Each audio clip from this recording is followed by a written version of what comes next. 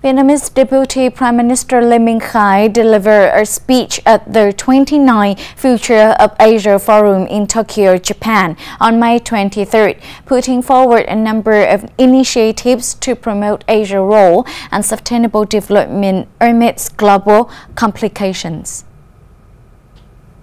Deputy Prime Minister Lê Minh Khai said Asia remains a dynamic and steady growth region, citing the fact that after each crisis in the past 3 decades, Asia has overcome difficulties, resolved challenges, developed more strongly and truly become a role model of development with pioneers and leaders in many new fields. To promote its role in development in the future, he said it's necessary for Asia to maintain a peaceful and stable environment as a premise for cooperation and development, while respecting the United Nations Charter and international law, especially the 1982 United Nations Convention on the Law of the Sea.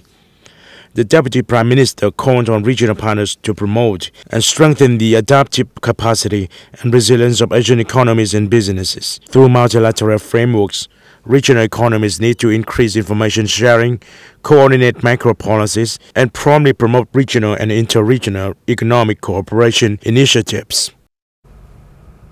Deputy Prime Minister Trần Lưu Quang on May 23rd came to offer condolences to the Iranian embassy in Hanoi over the death of the country President Ibrahim Raisi, Minister of Foreign Affairs, and some senior officials in the recent helicopter crash.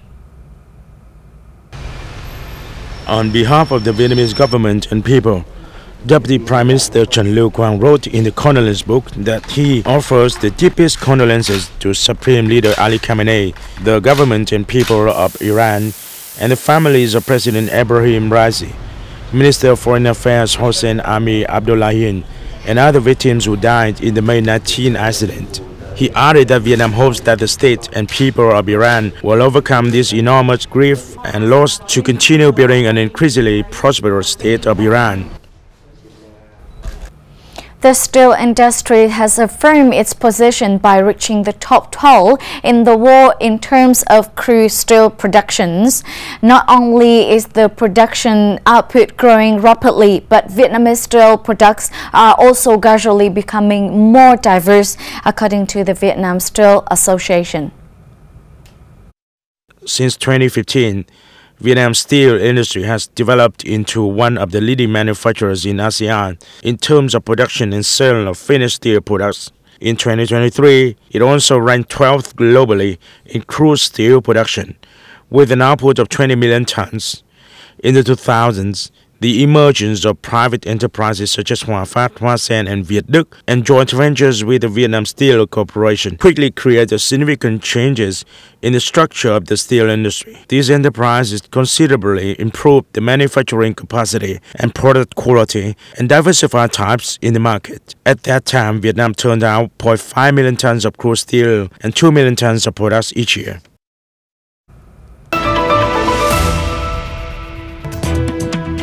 Vietnam folk song echo throughout Berlin music cohort. Tuyên Quang preserving biodiversity and rare animals.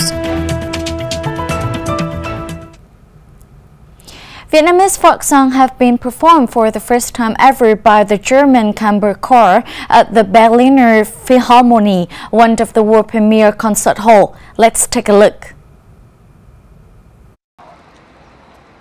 The remarkable performance was part of the Berlin-Hanoi 2023 music project, a collaborative endeavor between the Lichtenberger Piek Van Ton German Chamber Choir and a Vietnamese folk music artist couple.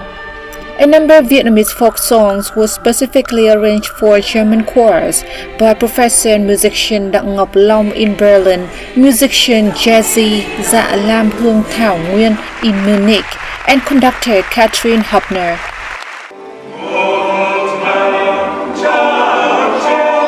Vietnamese folk music has now been performed in European countries, international music festivals, stage plays, feature films, and elsewhere, underscoring how Vietnamese culture has joined with and integrated into the world.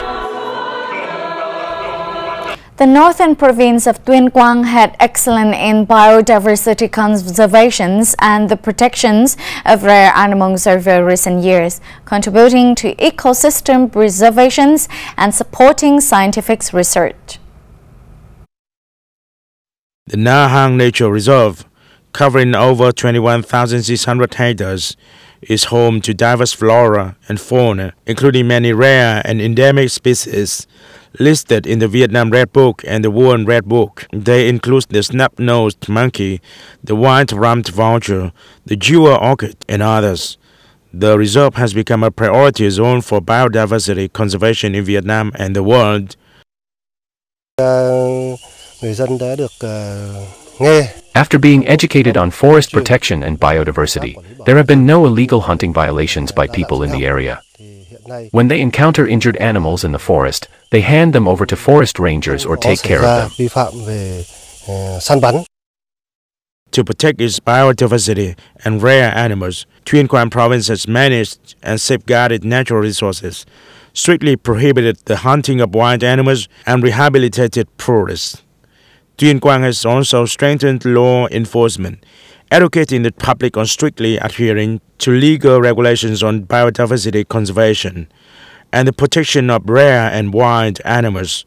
This includes no hunting, capturing, buying, selling, transporting, slaughtering, or storing of wild animals. Tuyên Quang Province now has 3 special use forests covering a total area of over 40,000 hectares, housing nearly 1,500 diverse species of flora and fauna.